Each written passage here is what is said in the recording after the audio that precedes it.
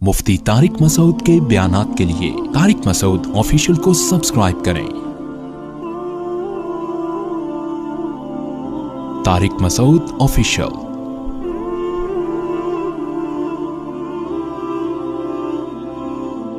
अल्लाह को झुकने वाला बंदा पसंद है। जो अल्लाह बनाना चाहते हैं ना अपनी मखलूक को, वो क्या बनाना चाहते हैं? मैं तुम्हारे साथ अच्छा सलूक करूं, बुरा सलूक करूं, तुम बंदे हो, बंदे बन के रहो। ठीक है ना? क्या रहो? तुमने बस दुआ ही मांगनी है, अल्लाह ये सब मेरे साथ जो हो रहा है ये ठीक कर दे। मैं ठीक करूं ना करूं, तुमने सारी उम्र क्या करना है? बस यही मांगना है कि अल्लाह ठीक कर दे, अल्लाह मोहताज है, अल्लाह ये भी ठीक हो जाए, अल्लाह ये भी ठीक हो जाए, अल्लाह बेरोजगार हूं, रोजगार दिला दे, मेरी मर्जी रोजगार दूं या नहीं दूं, नहीं भी दूं तुमने यही कहना है अल्लाह दिला दे। सारी जिंदगी इसी दुआ में गुजारनी है तुमने, चाहे मैं तुम्हारी दुआ कबूल करूं चाहे तुम्हारी दुआ कबूल ना करूं, क्योंकि तुम बंदे हो, मैं खुदा हूं। खुदा तुम थोड़ी हो, तुम्हारी थोड़ी चलेगी जमीन पे। बहुत से लोग ये फॉल्ट है, दुआएं नहीं कबूल हो रही, तभी तो वजीफों की तरफ जाते हैं। औलाद नहीं हो रही, कोई वजीफा बताते हो, भाई दुआ मांग ले, औलाद कह रहा दुआ तो मांग के देख लिया है, वो तो हो ही नहीं रही। तो कोई टेक्निकल तरीका हो औलाद का, से कैसे हो जाएगी भाई? टेक्निकल तरीके तो नहीं है। यूनुस अलैहिस्सलाम जब मछली के पेट में थे, कितना बड़ा गम लगा ना आपको। यूनुस अलैहिस्सलाम मछली के पेट में, तो अल्लाह से आपने दुआ मांगी, वजीफा नहीं पढ़ा है। वजीफे पढ़ना भी जायज़ है, अगर कोई कुरान आयते हैं तो कोई गुनाह नहीं है, लेकिन जो असल जो इस्लाम की रूह है वो क्या है? दुआ। तो यूनुस अलैहिस्सलाम ने मछली के पेट में दुआ मांगी, ला इलाहा इल्ला अंता सुब्हानक। देखो हजरत यूनुस अलैहिस्सलाम, हमारा जो मिजाज है ना वो क्या है? यूनुस अलैहिस्सलाम कई साल अपनी कौम को तबलीग करते रहे हैं, कौम बाज बोलो नहीं आई। हजरत यूनुस को यकीन हो गया इस कौम पे अजाब आने वाला है, तो आपने अल्लाह से नहीं पूछा, इसलिए कि आपका ख्याल था भाई ये अजाब तो आएगा, तो मैं अल्लाह के खौफ से अब बस्ती को पहले छोड़ देता हूं। मैं आपसे ये इज्तिहादी खता हुई, ये इज्तिहादी खता हुई कि भाई अल्लाह की परमिशन के बगैर आपने कौम को क्यों छोड़ा। हालांकि इस इज्तिहादी गलती के पीछे जो इसकी बेस थी वो बेस बहुत अच्छी थी, वो अल्लाह का खौफ और अल्लाह की खशियत। अल्लाह के अजाब से भागना ये तो हुक्म है ना, फंटर बनने की थोड़ी इजाजत है कि जहां अजाब आ रहा है तो खड़े रहो वहां देखो, ऐसा थोड़ी है। कौम लूत पर जब अजाब आया तो जो अहले ईमान थे उनको हुक्म था पीछे मुड़ के भी नहीं देखना है, इस अजाब को देखने की भी इजाजत नहीं, डरो इससे भागो। जब कौम आद कौम समूद की बस्तियों से नबी गुजरते थे तो चेहरे पे कपड़ा डाल के जल्दी अपनी रफ्तार बढ़ाते थे, भाई ये इस अजाब को अपनी आंखों से भी ना देखो, खौफ पैदा होता है इससे। तो इतना ज्यादा आप सल्लल्लाहु अलैहि वसल्लम खौफजदा होते थे, तो अल्लाह के अजाब से तो दूर भागने का हुक्म है। तो अब यहां क्या है कि क्या बात चल रही थी यार? हजरत यूनुस अलैहिस्सलातु वस्सलाम अल्लाह के अजाब के डर से अपनी कौम को छोड़कर निकल गए। ये बेस बिल्कुल ठीक है भाई, जब अल्लाह का वादा भी यही है कि जो कौम ईमान नहीं लेकर आएगी तो मैं उसको तबाह कर दूंगा। तो हजरत यूनुस अलैहिस्सलाम को ख्याल हुआ कि भाई यहां से निकल जाओ। जब बैठे हैं किश्ती में, किश्ती डूबने लगी, तो मल्ला ने कहा भाई वजन किश्ती में ज्यादा है, एक आदमी को नीचे उतरना पड़ेगा वरना सब डूब जाएंगे। कौन उतरेगा भाई? कुरानंदाजी होनी चाहिए। कुरानंदाजी में नाम किसका आया? यूनुस अलैहिस्सलाम। तो बताओ हम होते, हम कहते सारी जिंदगी तबलीग करता रहा, अब जब अजाब आने वाला है तो अल्लाह के खौफ से ही निकला मैं, उसका सिला ये मिल रहा है कि डूबने वाला कौन है? बोलो मैं ही हूं। भाई मुझे तो ज्यादा प्रोटोकॉल, अल्लाह ताला को 6 किश्तियां मेरे लिए पहले से समंदर में रखनी चाहिए थी ना। क्या हो गया? ये हमारी सोच तो यही है कि मैंने चूंकि फजर की नमाज पढ़ी है तो मेरी दुकान पे कस्टमर 6 गुना ज्यादा आने चाहिए, पैसे सारे वो कमा रहे हैं, नमाजें मैं पढ़ रहा हूं। अच्छा मेरे पर लोग एतराज ये भी करते हैं कि एहतियात उसने की, उसको कोरोना हो गया इसको इसने एहतियात नहीं की, इसको नहीं हुआ, ये मुफ्ती लोगों को उल्लू बना रहा है। तो बिल्कुल यही है कि नमाज मैं पढ़ रहा हूं, रोटी किसको मिल रही है? उसको मिल रही है। एहतियात मैं कर रहा हूं, वो कोरोना भी मुझे ही हो रहा है। ठीक है ना? ठीक है ना? तो अब अल्लाह से थोड़ी कोई लड़ सकता है भाई, तो अल्लाह की मर्जी, जो एहतियात के बावजूद भी किसी को बीमारी लगा दे, और ऐसे है गले मिल रहे हैं और रोजाना छींक रहे हैं एक दूसरे के मुंह पे, उन्हें कुछ नहीं हो रहा। وہ تو اب اللہ کی مرضی, اللہ سے تھوڑی کوئی لڑ سکتا ہے. لیکن ہم تو ظاہر کے مکلف ہیں نا, ہم تو اسباب کے مکلف ہیں, تو اس لیے حکم دیا جاتا ہے احتیاط کا. تو خیر, جب تک کرونا ختم نہیں ہوگا ہم بھی آپ کا پیچھا نہیں چھوڑیں گے, یہ ذہن میں رکھو آپ. تھوڑا تھوڑا جیسے 4 شادیاں آتی ہیں نا تڑکے میں, اس طرح یہ بھی آتا رہے گا تڑکے میں, کیونکہ لوگ نہیں کر رہے احتیاط تو کیا کریں. اچھا خیر, بات ہی کہاں چل رہی تھی؟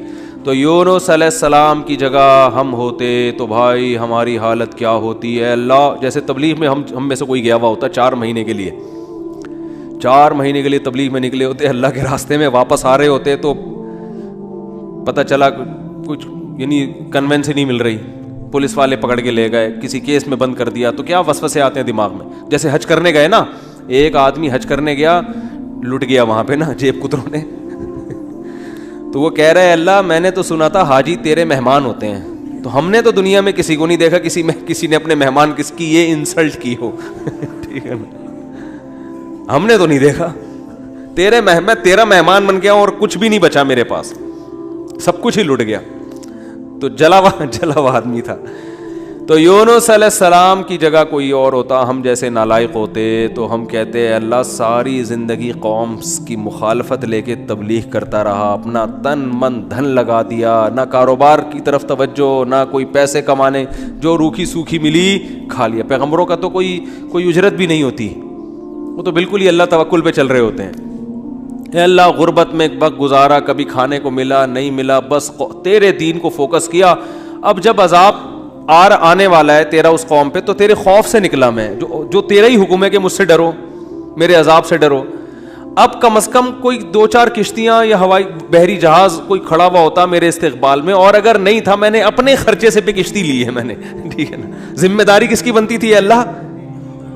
ذمہ داری تیری بنتی تھی کہ کشتی کا انتظام تیری طرف سے ہو. بھائی گورنمنٹ اگر کسی فوجی کو کسی مہم پہ بھیجتی ہے, اب جو امریکہ کے فوجی افغانستان آئے ہوئے ہیں ان کو باعزت واپس نکالنا کس کی ذمہ داری ہے؟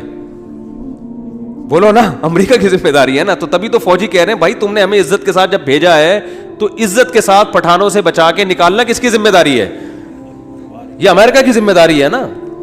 تبھی امریکہ قطر میں کوشش میں لگا ہوا ہے کہ بھائی یہ کسی طرح اپنی عزت بچا کے واپس آ جائیں گے. اور بالکل صحیح کر رہے ہیں امریکہ اپنے لحاظ سے, اس کا فرض بنتا ہے جب آپ نے فوجیوں کو بھیجا تو واپس بھی تو لے کر آؤ نا ان کو.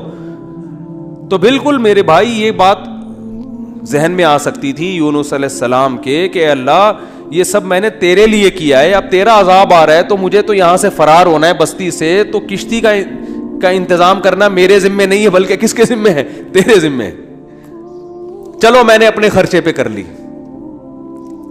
اب اے اللہ تو خود ہی اگر ڈوب رہی, اول تو ڈوبنی نہیں چاہیے, تجھے تو یہ طاقت ہے کہ 100 آدمی بھی کشتی میں بیٹھ جائیں, جب تک تیری مرضی نہیں ہوگی کشتی کلٹی بولو نہیں ہوگی, یہ نہیں کلٹی ہو سکتی. دوسری آزمائش تو نے یہ آزمائش میں ڈال دے گی, کشتی کلٹی ہو رہی ہے. اور اگر کلٹی ہو بھی رہی ہے تو ایسے نالائق لوگ اس کشتی میں بیٹھے ہوئے ہیں.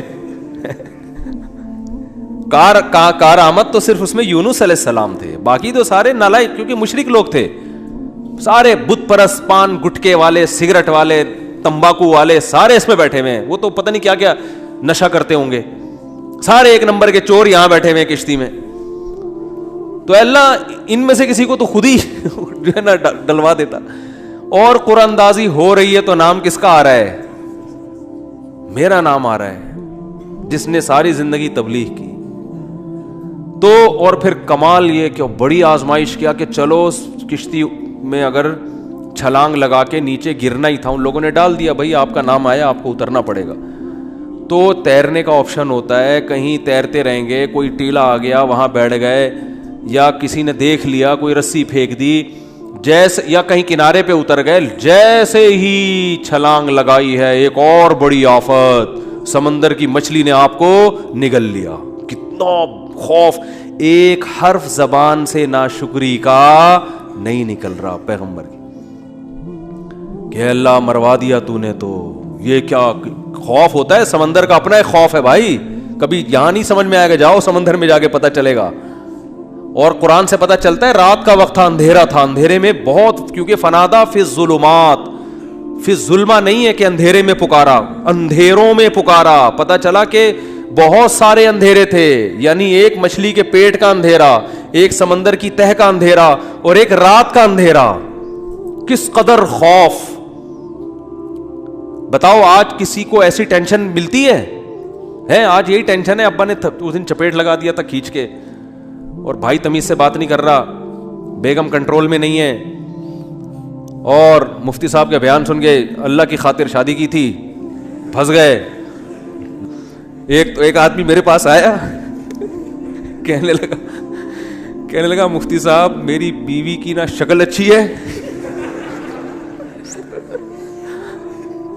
اور نہ بات کرنے کا انداز اچھا ہے.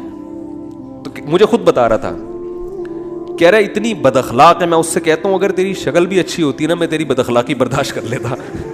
چلو یار، پتہ نہیں جھوٹ بول رہا تھا سچ بول رہا تھا، اللہ ہی جانے. اب یہ کوئی ٹینشن ہے بتاؤ؟ اصل ٹینشن تو وہ ہے نا. اچھا لوگ کہہ رہے ہوتے ہیں وہ ہو جاتا نا اچھا تھا، ہم سمندر میں ڈوب جاتے اچھا تھا. او بھائی ابھی ڈوب ہی نہیں رہے ہو اس لیے کہہ رہے ہو اچھا تھا. جب ڈوبنے لگو گے تو وہی کیفیت ہوگی. وہ جو پھندا آ گیا تھا نا درخت سے، ایک آدمی کہتا نا اللہ موت دے دے زندگی سے، تو وہ کسی نے پھندا پھینک دیا اوپر سے اور یہ کہا کہ میں اللہ ہوں، اس میں گردن ڈال لے اٹھا لوں گا.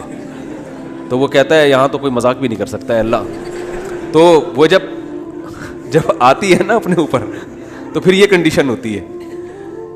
تو یونس علیہ السلام پر جو آزمائشیں آئیں، کتنی بڑی بڑی آزمائشیں، مچھلی کا پیٹ اور نگل گئی مچھلی اکثر ثابت نگلتی ہے. ذرا بھی شکایت، کیونکہ ہم بندے ہیں بھائی، ہماری جو ڈیوٹی ہے ہم نے وہ کرنی اور چھوٹا بن کے رہنا ہے. ہم نے اللہ کے سامنے یہ نہیں کرنا یہ کیا ہو رہا ہے، ایسا کیوں ہو گیا، میں تو تبلیغ کے لیے نکلا تھا، میرے ساتھ یہ ناانصافی. یہ نہیں ہوتا. یہ اصول قرآن کیوں یہ واقعہ ذکر کر رہا ہے؟ یونس علیہ السلام اللہ کے برگزیدہ پیغمبر ہیں.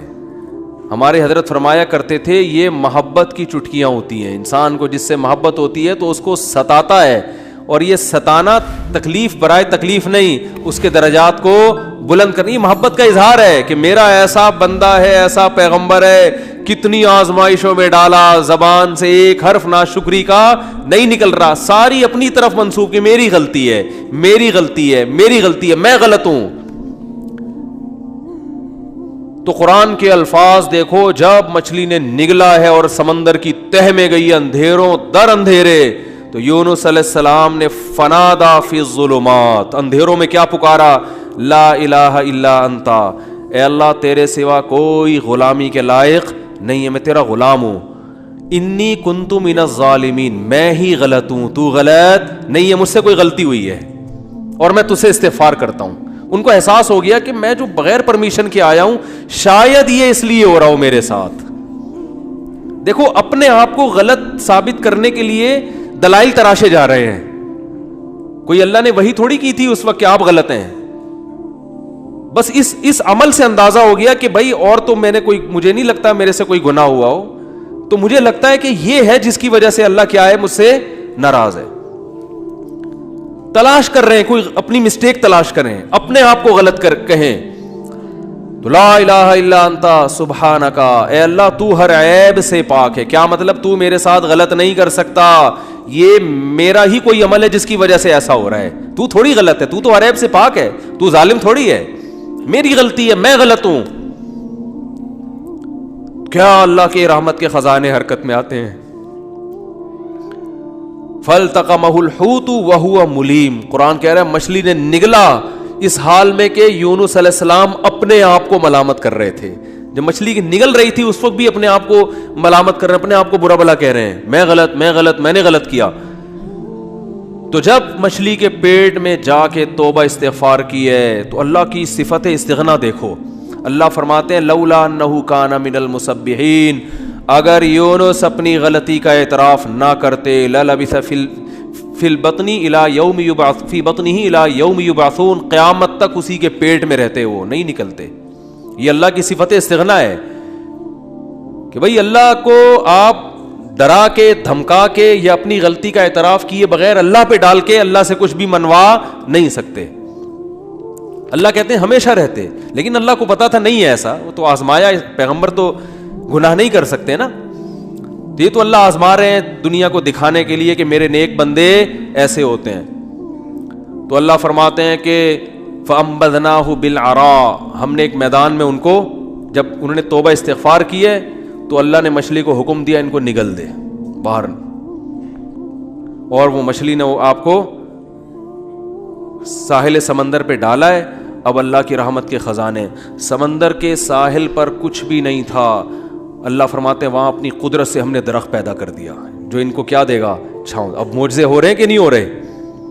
بھئی اللہ آزمایا، اللہ نے کہا آزمائش میں پورا اترا یہ بندہ، میرے یہ نیک بندے آزمائش میں پورے اترے ہیں. اور اللہ نے اپنی قدرت سے درخت پیدا کر دیا اور حکم دیا جاؤ اپنی قوم کے پاس واپس جاؤ. قوم سے عذاب ٹل گیا. ہوا یہ تھا کہ جب یونس علیہ السلام کو یقین ہو گیا عذاب آ رہا ہے تو یونس علیہ السلام جیسے ہی نکلے، وہ قوم تھی ہوشیار، اس کو اندازہ ہو گیا کہ بھائی یہ جب تک ہم میں تھے تو عذاب کا چانس نہیں تھا، یہ گئے ہیں تو اب واقعی آئے گا.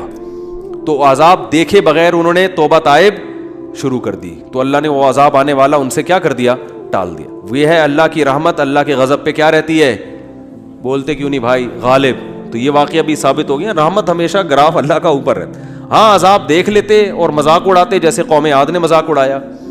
فلما رأوه عارضا مستقبل اودیتہم، جب انہوں نے بادلوں کو اپنی طرف آتے ہوئے دیکھا، پیغمبر بتا رہے ہیں کہ یہ عذاب ہے، تو کہہ رہے ہیں ھذا عارض ممطرنا، کوئی عذاب نہیں ہے بھائی، بادل تو آتے ہیں برستے بھی ہیں، کوئی نارمل. وہ تو آخری دم تک ڈٹے ہوئے تھے.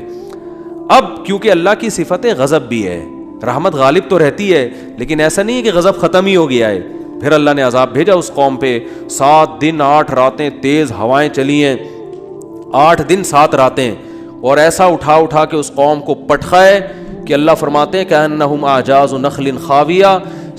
1 ہفتے کے بعد ایسا لگ رہا تھا کھجور کے تنے ہیں جو اوندھے پڑے ہوئے ہیں. بڑے بڑے قداور لوگ تھے وہ. اللہ نے تو اس لیے میرے بھائی جب کوئی غم آئے، پریشانی آئے تو واویلا نہ مچایا کرو، رونے دھونے کی اجازت ہے. یہ بے صبری نہیں ہے، جب انسان کو غم ہوتا ہے روتا بھی ہے، ہائے ہوئے بھی کرتا ہے، لیکن اللہ کو برا بلا کہنا شروع کر دینا، میرے ساتھ اللہ یہ کر رہا، میرے ساتھ اللہ میں ہی میرا ہوں اللہ کو. آپ کا کام ہے غلامی، مانگتے رہنا ہے، مانگتے رہنا ہے، مانگتے رہنا ہے. اکثر ایک واقعہ علماء بتاتے ہیں، کتابوں میں لکھا ہوا ہے کہ ایک بزرگ حج کرنے جاتے تھے، حج کرنے کے بعد ندا آتی تھی قبول نہیں ہوا. کیا ندا آتی تھی؟ قبول نہیں ہوا. تو دوبارہ چلے جاتے اگلے سال. جب حج کرتے پھر ندا آتی قبول نہیں ہوا، وہ پھر چلے جاتے. تو کسی نے کہا کہ آپ خود ہی بتاتے ہو کہ جب میں حج سے فارغ ہوتا ہوں آسمان سے ایک ندا آتی ہے کہ قبول نہیں ہوا، تو پھر کیوں جاتے ہو بار بار؟ تو انہوں نے کہا بھائی میرا کام ہے حج کرنا، اپنی کوتاہیوں کی اصلاح کرنا. قبول کرنا کس کا کام ہے؟ اللہ کا. اب اللہ سے تو لڑ تھوڑی سکتا ہوں. اور یہ بھی نہیں ہے کہ اب فنٹر نہیں بنو کہ اب تو ہم نہیں جائے گا بھائی، اب تھوڑی 2 دفعہ چلے گا، 3 دفعہ چلے گا، ہر دفعہ یہ آواز آ رہی ہے اب تھوڑی ہمارے پاس اور بھی دنیا میں غم ہے بھائی، یہ حج ہی کرتے رہیں گے کیا؟ یہ ہوتا اصل میں لوگوں کا یہ رویہ ہو گیا ہے. دعا میں بہت ہو رہا ہے یہ، یار ہم نے دعا، مفتی صاحب 6 دفعہ دعا مانگ لی پھر بھی فائدہ نہیں ہو رہا. اب یہی تھوڑی کہ دعا مانگتے بول نہیں رہے ہوتے، مفتی صاحب سے ڈر رہے ہوتے ہیں تو بھائی اتنا اللہ سے ڈر لو. وہ بعض تو بول بھی دیتے ہیں. تو بھائی 6 دفعہ 10 دفعہ 100 دفعہ دعا مانگنے میں کیا جا رہا ہے یار؟ اللہ کے سامنے ہاتھ اٹھا کے مانگنے سے زیادہ بھی کوئی مزیدار عمل ہو سکتا ہے؟ نہیں قبول ہو رہی، اہل اللہ کہتے ہیں نہیں قبول ہو رہی نا، اس میں مانگنے میں اور زیادہ مزہ ہے. ٹھیک ہے نا؟ اس میں مانگنے میں یہ اللہ ایمان کا امتحان لے رہا ہے، تو ہم غیب پر ایمان کے دعوے دار ہیں. اللہ تو نہ قبول کر، ہم تو مانگتے رہیں گے، ہمیں مزہ اسی میں آتا ہے. حضرت عمر رضی اللہ تعالی عنہ کا قول ہے کہ مجھے اس سے غرض نہیں ہے کہ میری دعا قبول ہو رہی ہے کہ نہیں ہو رہی، یہ تو میرا کام ہی نہیں ہے کہ یہ اللہ کی ذمہ داری ہے، یہ ہماری ٹینشن، یہ تو میں حضرت عمر کے الفاظ اپنی زبان میں بتا رہا ہوں، یہ ہماری ٹینشن ہے ہی نہیں، یہ تو اللہ کا کام ہے نا، قبول کرنا تو اس کا کام ہے. فرمایا مجھے اس کی فکر ہوتی ہے کہ دعا مانگنے کی توفیق مل رہی ہے کہ نہیں مل رہی. ایسا نہ ہو مایوسی اتنی پیدا ہو جائے کہ دعا مانگنے ہی کی توفیق چھن جائے. یہ ڈینجرس ہے، یہ خطرناک ہے کہ اللہ نے آپ کو اپنے در سے محروم کر دیا، ہاتھ اٹھانے کی توفیق سلب کر لی. اور آج لوگوں میں یہ نظر آتا ہے دعا مانگنے کی توفیق نہیں مل رہی، کیونکہ ان کی پوری نظر اسباب پہ ہوتی ہے، اللہ پہ نظر ختم. یہ بہت خطرناک ہے. دیکھو اسباب پہ نظر رکھو گے، ہو سکتا ہے اسباب اختیار کر کے کام تو ہو جائے، لیکن اللہ کی جب عدالت میں کیس لے کے جاؤ گے, فائل داخل کرو گے, وہاں سے جو کام جب منظور ہوگا نا, اس کام کی نوعیت میں اور آپ کے کام کی نوعیت میں زمین اور آسمان کا فرق ہوگا.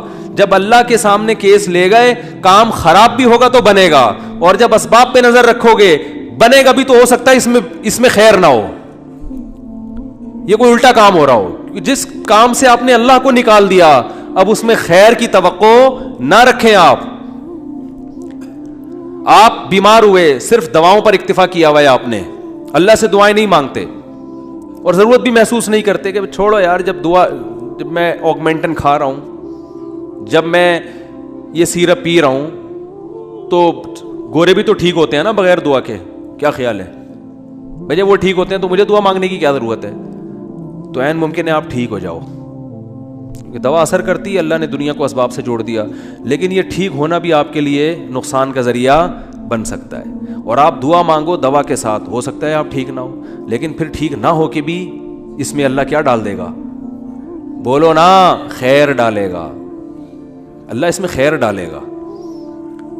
جیسے یونس علیہ السلام کو مچھلی کے پیٹ میں اللہ نے داخل کیا ہے ان کے درجے کو اور بلند کرنے کے لیے. اگر یونس علیہ السلام کے ساتھ یہ مچھلی والا واقعہ نہ ہوتا تو شاید یونس علیہ السلام کا ذکر قرآن مجید میں نہ ہوتا.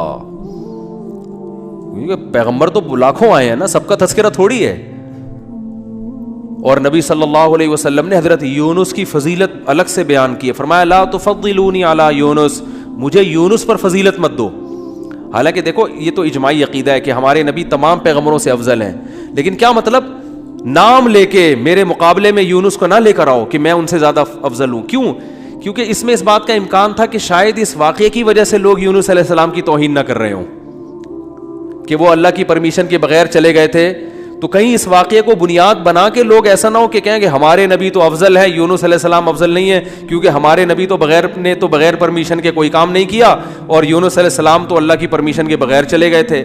اس لیے نبی نے اس کانسیپٹ کو درست کرنے کے لیے, کلیئر کرنے کے لیے کہ کہیں تمہارے ذہن میں یہ چیز نہ ہو, اس لیے کیا مطلب حدیث کا کہ یونس علیہ السلام کا نام لے کے دونوں کو مجھے ان کے مقابلے میں لا کے کھڑا مت کرو, اور یہ مت کہو کہ محمد صلی اللہ علیہ وسلم حضرت یونس سے افضل ہیں. حالانکہ افضل ہیں, لیکن جہاں بھی حضرت یونس کی توہین کا ذرہ برابر بھی شائبہ نکلتا تھا آپ صلی اللہ علیہ وسلم نے اس سے منع کر دیا, اس لیے کہ آپ صلی اللہ علیہ وسلم جانتے تھے کہ یہ جو کچھ یونس علیہ السلام کے ساتھ ہوا یہ اصل میں آپ کو بلند مرتبہ دینے کے لیے ہوا تھا, اور یہ بتانے کے لیے ہوا تھا کہ اللہ کی صفت استغنا کیا ہے, اور یہ بتانے کے لیے کہ اللہ سے لڑ کے کوئی چیز نہیں لی جا سکتی, اور یہ بتانے کے لیے کہ غموں میں, ٹینشنوں میں, پریشانیوں میں اللہ کے نیک بندوں کا رویہ کیا ہوتا ہے. اور میں آپ کی جنرل نالج کے لیے ایک بات یہ بھی بتا دوں کہ جس کا یہ لائف اسٹائل ہوگا نا وہ ٹینشنوں میں بھی خوش رہے گا. ویسے ہی ٹینشن ختم کر لیتے ہیں اللہ اس سے, کیونکہ وہ ہر ٹینشن کو کس کی طرف سے سمجھ رہا ہے؟ اللہ کی. تو جب اللہ ہمارا ہے اور وہ اپنے بندوں کا اچھا چاہتا ہے تو اس میں ٹینشن دے کے بھی ہماری کیا ہوگی؟ اس میں خیر ہی ہوگی. اس نے یعقوب علیہ السلام سے جو بیٹا چھینا تو یعقوب علیہ السلام کو نوازنے کے لیے چھینا. یوسف علیہ السلام کو جو بچپن میں باپ سے الگ کر دیا مصر کا بادشاہ بنانے کے لیے کیا اس نے, نہ چھنتے نہ بادشاہ بنتے. تو ہمارا کام ہے ہر برائی اپنے کھاتے میں ڈالیں, سمجھ رہے ہو کہ نہیں سمجھ رہے, اور ہر اچھائی کس کی طرف منسوب کریں؟ اللہ کی طرف.